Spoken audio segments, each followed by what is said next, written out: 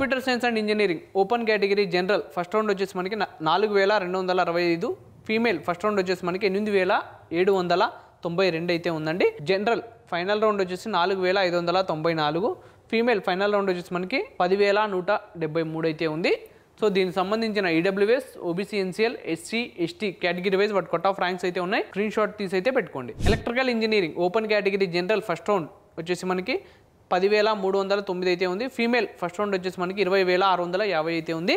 General final round వచ్చేసి మనకి 11665 అయితే ఉంది. ఫీమేల్ ఫైనల్ రౌండ్ వచ్చేసి మనకి 20844 అయితే ఉందండి.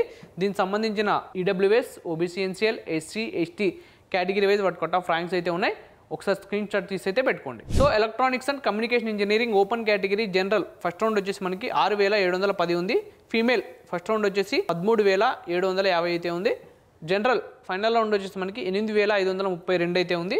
ఫీమేల్ ఫైనల్ రౌండ్ వచ్చేసి మనకి 14971 అయితే ఉందండి.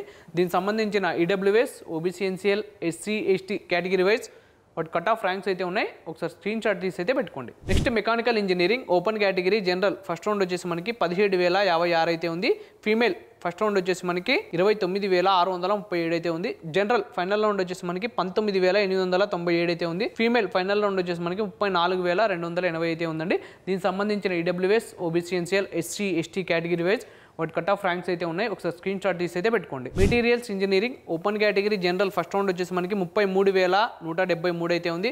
ఫీమేల్ ఫస్ట్ రౌండ్ వచ్చేసి మనకి 42632 అయితే ఉంది. జనరల్ ఫైనల్ రౌండ్ వచ్చేసి మనకి 38442 అయితే ఉంది. ఫీమేల్ ఫైనల్ రౌండ్ వచ్చేసి మనకి 47029 అయితే ఉందండి. దీనికి సంబంధించిన EWS, OBC, NCL, SC, ST category wise వాటి కట్ ఆఫ్ ర్యాంక్స్ అయితే ఉన్నాయి. ఒకసారి స్క్రీన్ షాట్ తీసి అయితే పెట్టుకోండి.